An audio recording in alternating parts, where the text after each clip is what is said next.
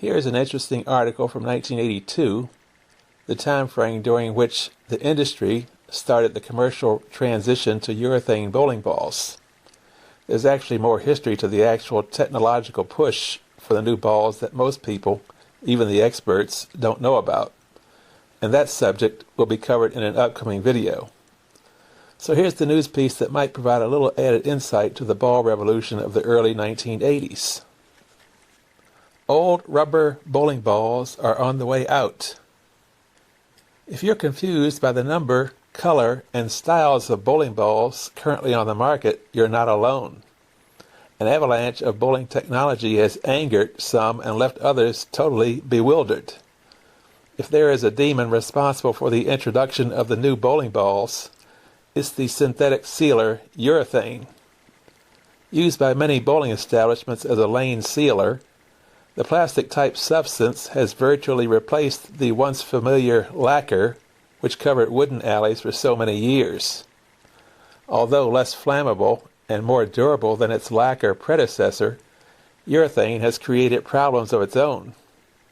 First, it does not hold oil as well as lacquer, prompting the American Bowling Congress to allow proprietors to dress their lanes with a slight crown in the middle, tapering the oil on each edge.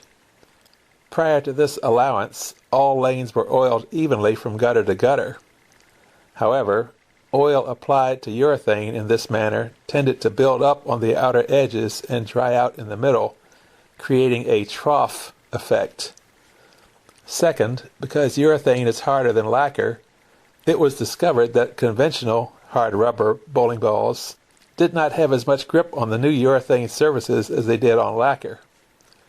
Consequently, manufacturers began developing new, softer compounds for bowling ball shells. First, there was rubber, then plastic, and eventually urethane and hybrids. Each manufacturer claimed his ball to be superior to that of its competitor. Unfortunately, the end still is not in sight.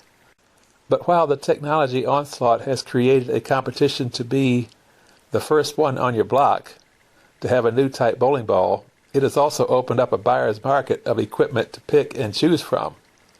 In this sense, the bowling ball boom is welcome. While bowlers once had only, and needed only, one type of ball to buy, today they can select the type of ball best fitting their particular style of bowling.